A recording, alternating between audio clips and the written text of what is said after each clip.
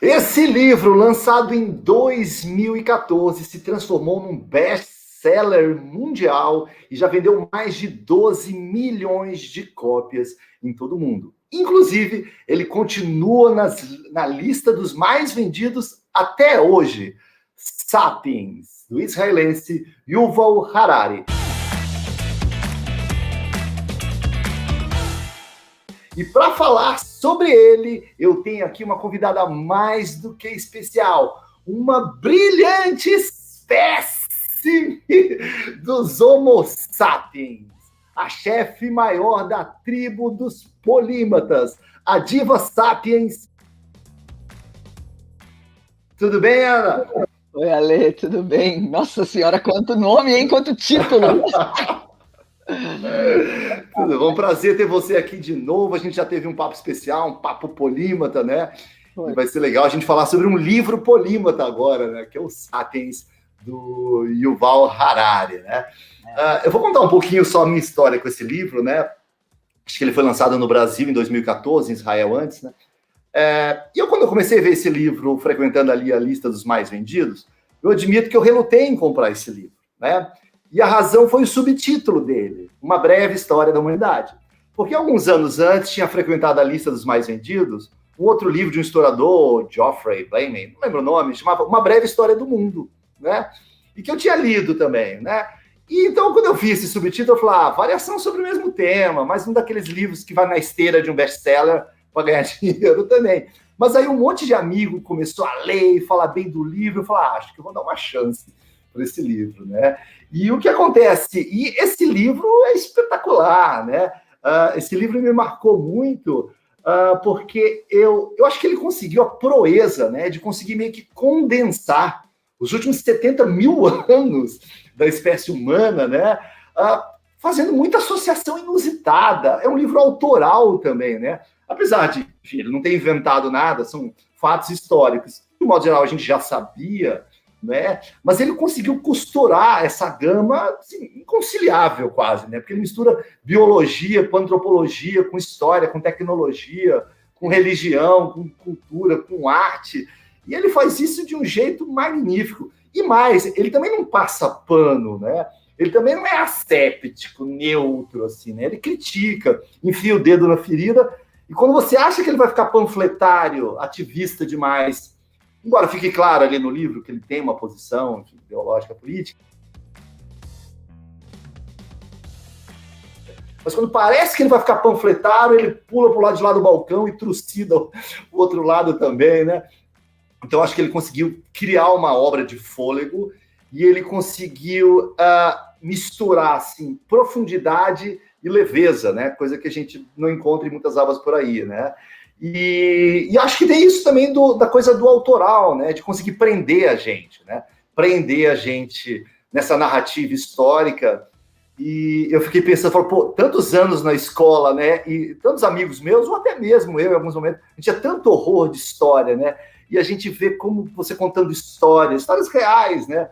Mas de um jeito envolvente, você consegue prender o leitor ou mudar vidas, né? E esse livro é a prova do que ele diz, de que nós, sapiens, somos fascinados por boas narrativas, né?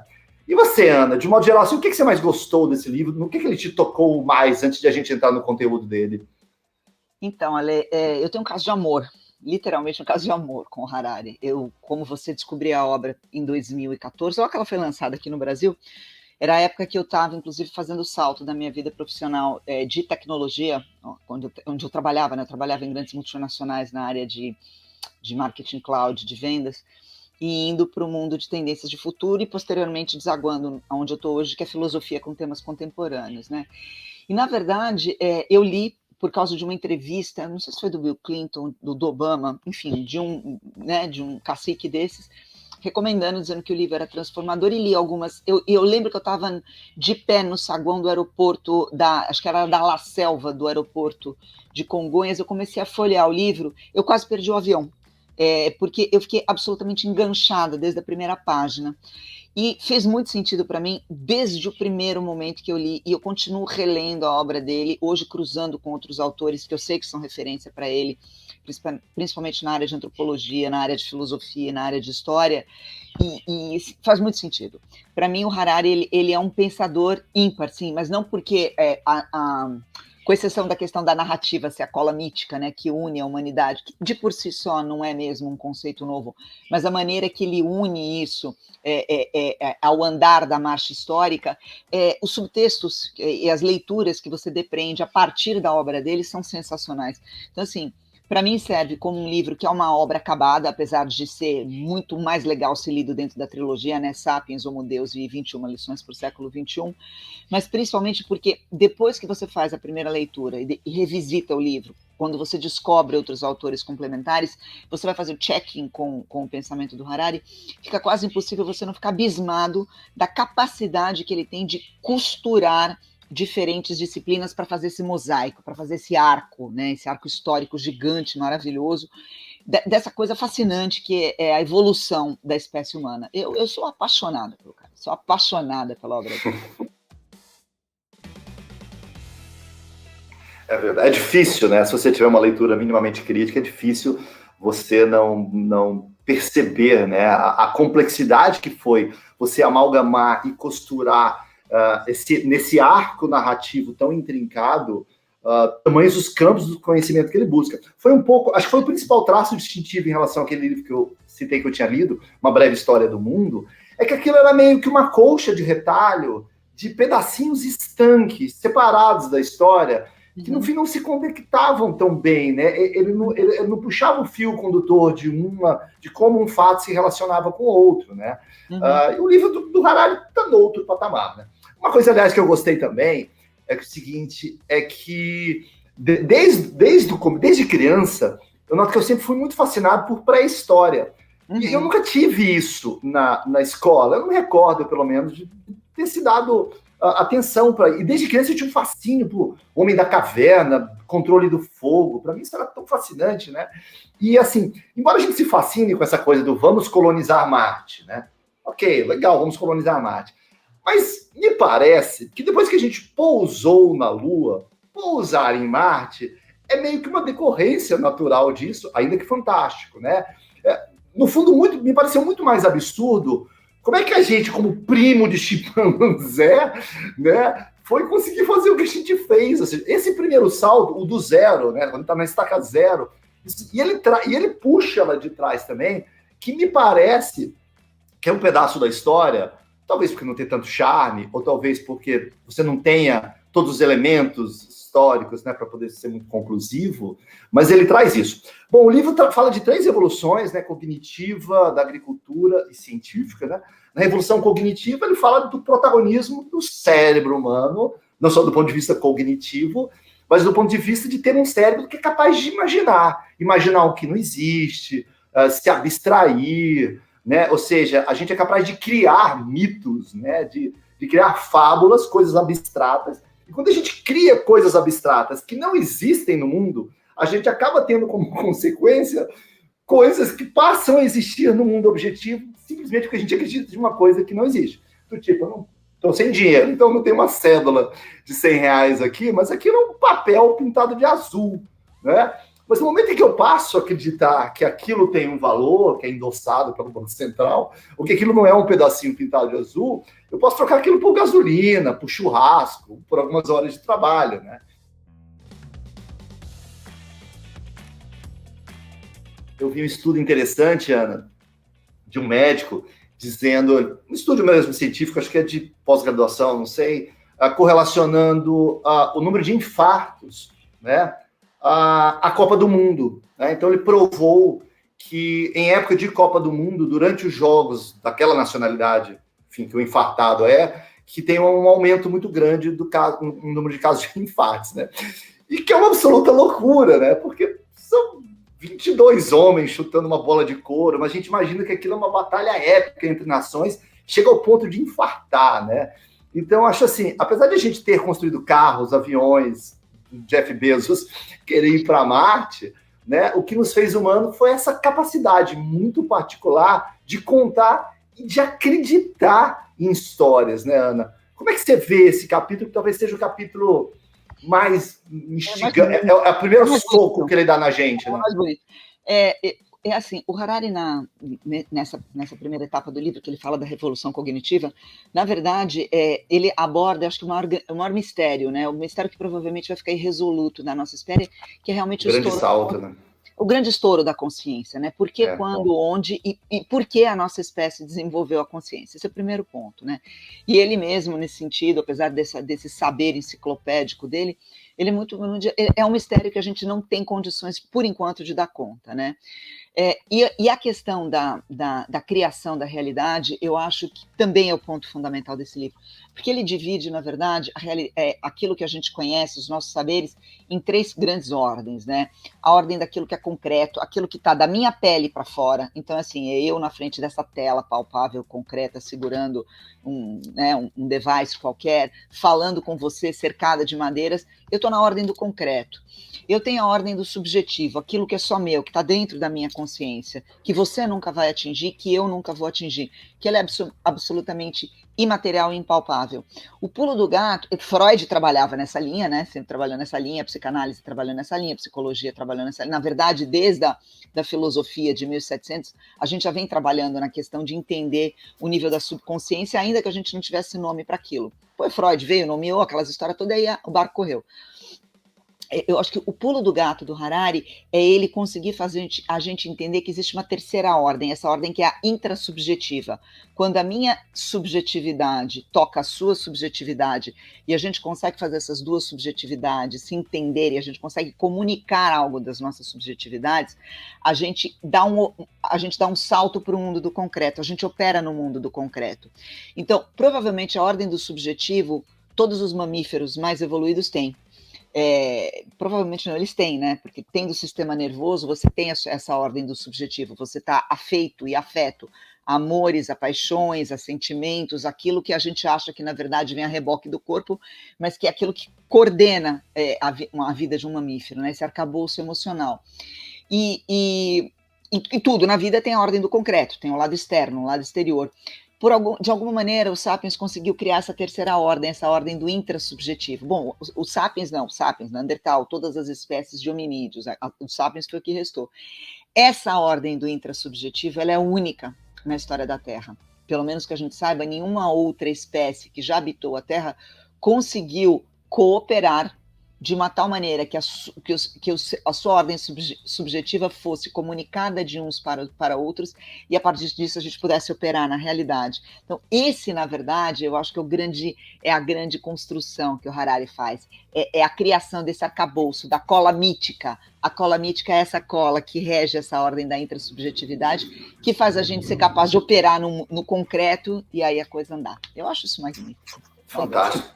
Ele tem uma frase, eu não sei se a frase é exatamente essa, mas ele tem um termo que ele fala que a revolução cognitiva, não sei se é desse capítulo, mas ele fala assim, que ela ocorre quando a gente começa a se divorciar da biologia, a gente deixa de ser refém da biologia, do instinto, né? E passa a depender de algo mais, assim. Então, ele tira sacadas fantásticas mesmo. Você sabe que eu não acho que seja um divórcio da biologia, né? Existem alguns campos de estudo de cognição, de criatividade, científicos mesmo, que operam com a ideia de que a consciência seria um sexto sentido e a cultura seria um sétimo sentido. Então, na verdade, a cultura advinda da operação da consciência nos outros 5 sentidos, né? Então, assim, eu acho que é importante a gente entender a obra do Harari, mas dá até para pirar e evoluir um pouquinho além em cima disso. Então, talvez seja uma dimensão biológica não perscrutada ainda adequadamente pela gente. Eu não diria biológica, eu diria uma dimensão natural. Porque a natureza, quando a gente fala de natureza, a gente tem que desentender do verde, né? Do biologia. Sim. Natureza é tudo que existe, ponto, acabou.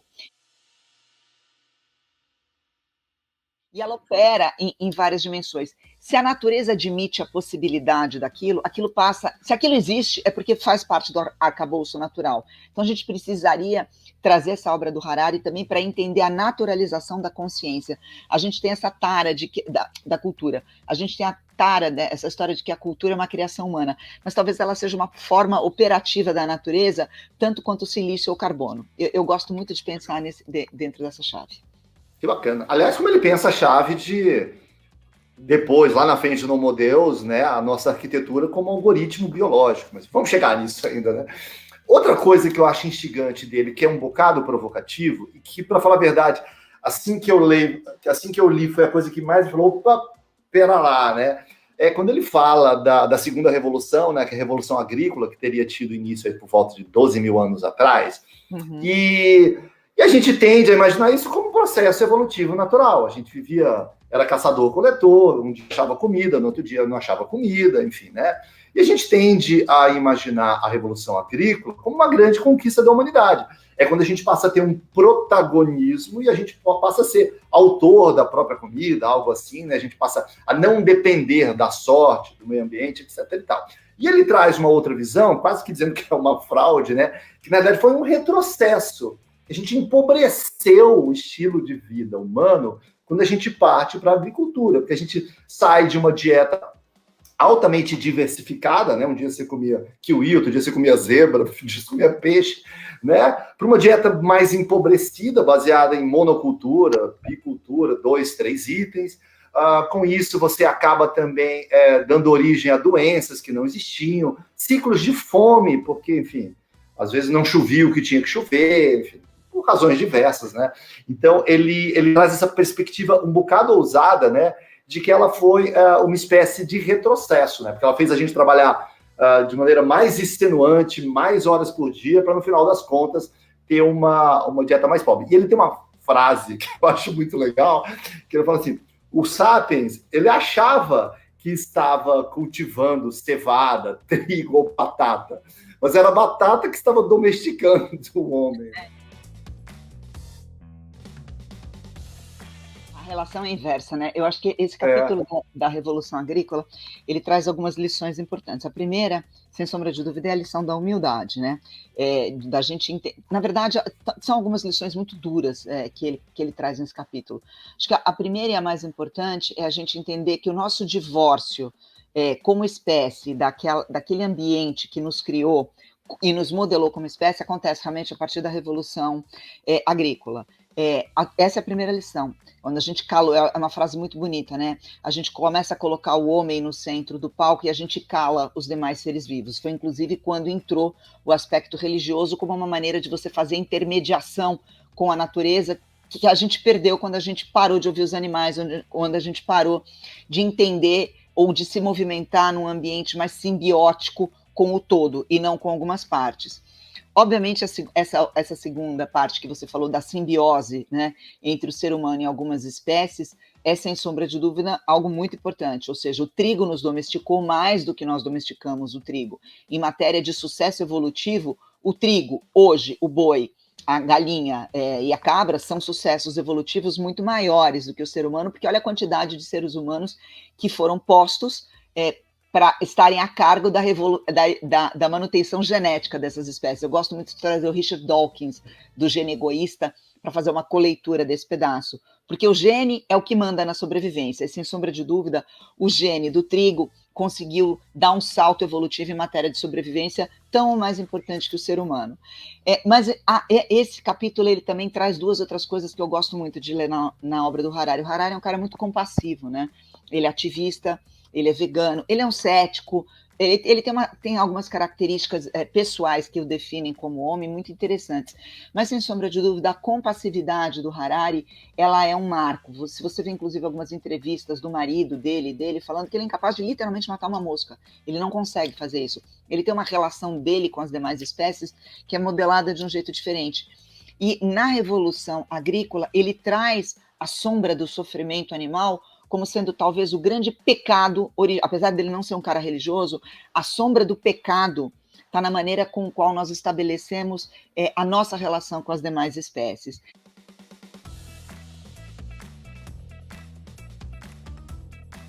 Então, tanto quanto a Revolução Agrícola como sendo algo que numericamente nos impeliu a formação de protocentros urbanos e o aumento da espécie, ainda que em condições de vida degradadas, ele lamenta muito que isso tenha sido feito à revelia da sobrevivência das demais espécies, que é um alerta que pontua a obra dele inteira. A gente não pode ter a celebração da obra do Harari sem fazer uma profunda reflexão da nossa relação com os outros seres vivos.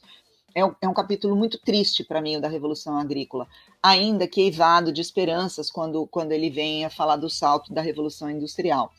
E o outro ponto, os outros 2 pontos dessa parte do livro que são muito importantes é como a Revolução Agrícola trouxe o nascimento do dinheiro e a formação dos impérios como sendo os outros motores de expansão da humanidade. Então, voltando para a questão da narrativa, nesse momento da Revolução Agrícola, você tem o nascimento das grandes narrativas que tentam dar conta de explicar a história da humanidade. É quando o homem começa a parar e refletir o que eu sou, como é que eu sou, quem sou eu, o que eu estou fazendo aqui na Terra, por que a minha vida é do jeito que é. Então, ela é muito poética, essa etapa do livro. E é uma época de transformações muito profundas na história da humanidade. Mudanças essas que se refletem na nossa relação com o meio ambiente e na nossa relação em sociedade de uma maneira muito intensa. Haja visto a questão das narrativas religiosas, como elas perduram no imaginário humano, não só como ferramenta de colaboração, mas como ferramenta de guerra e paz. E o surgimento do dinheiro, que ele pontua muito bem nesse capítulo como sendo, na verdade, menos importante do que é e mais importante do que é. Porque o dinheiro, na verdade, é um símbolo da troca e da cooperação possível do ser humano. Então, assim, esse pedaço do livro também é sensacional, é muito interessante, eu gosto muito. É bacana. Aliás, é um livro que a gente pode ler e reler, e a cada leitura você descobre insights, alguma coisa que está ali nas entrelinhas que a gente não tinha capturado tão bem. Realmente é uma obra fantástica, né?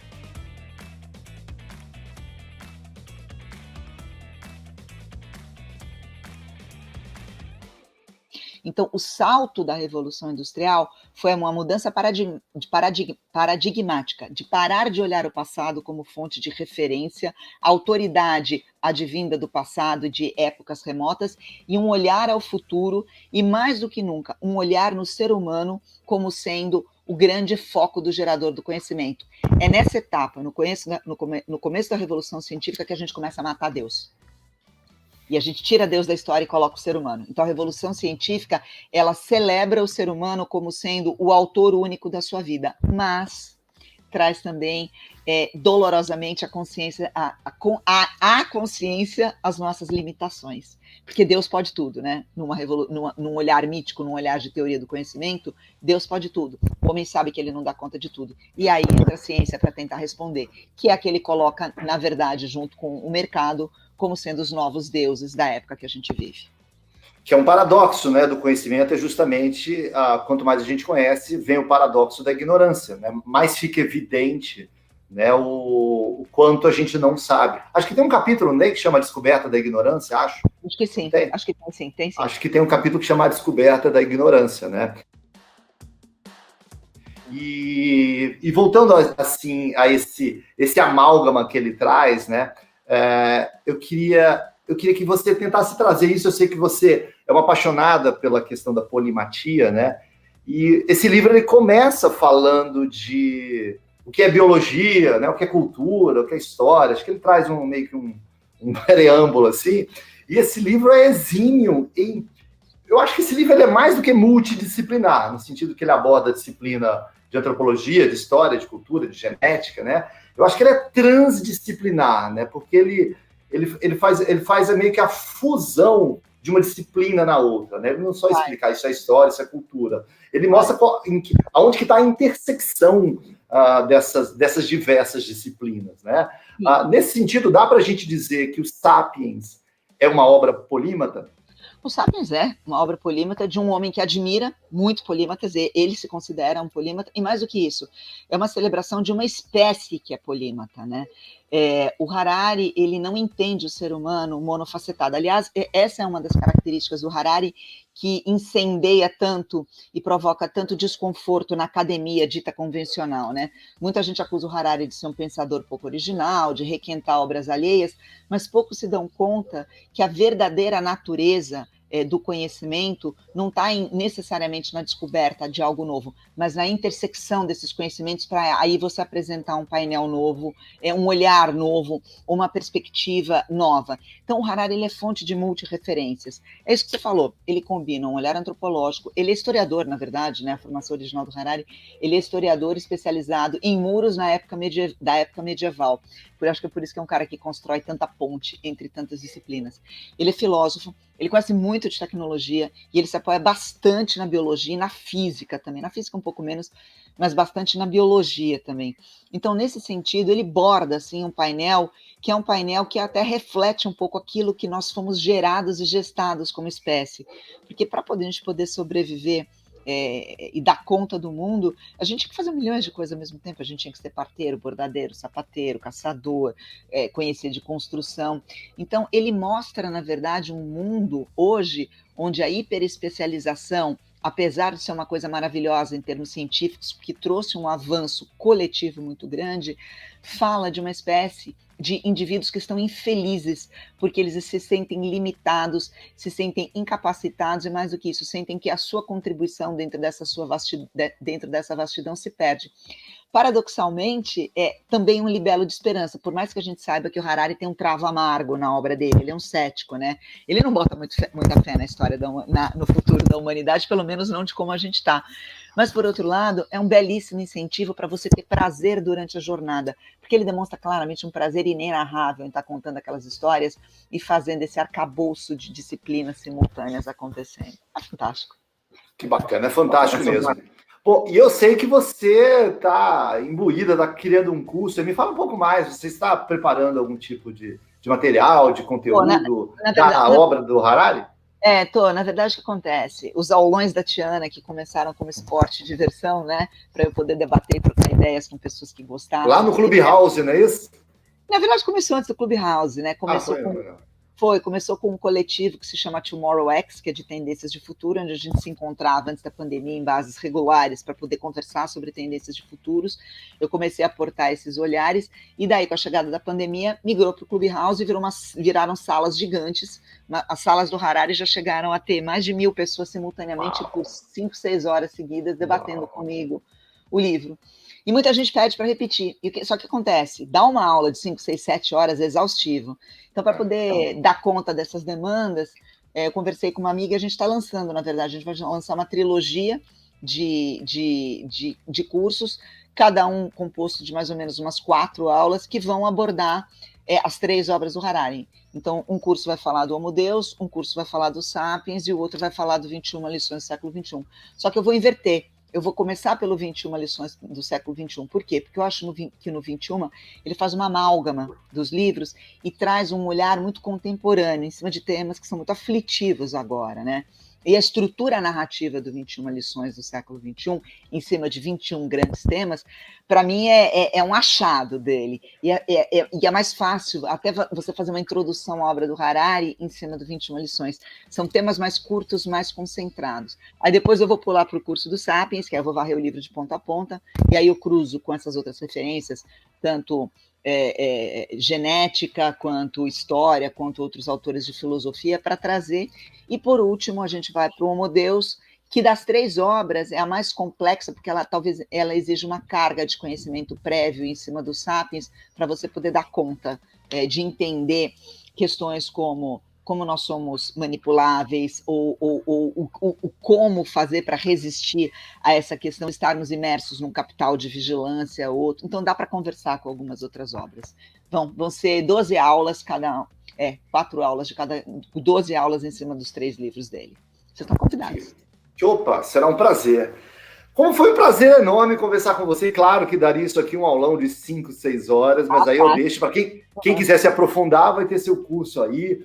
Recomendo também que no Telegram tem um grupo que eu faço parte. Eu vou até pedir desculpa para você, Ana. Quando eu entro lá, eu fico assim uns dias sem entrar, porque eu não entro sempre no Telegram. Quando eu olho, tem 780. Mas eu já aprendi como é que eu faço no Telegram lá. É por amostragem. Se você rolar um pouquinho, você acha um monte de coisa interessante. Muita coisa.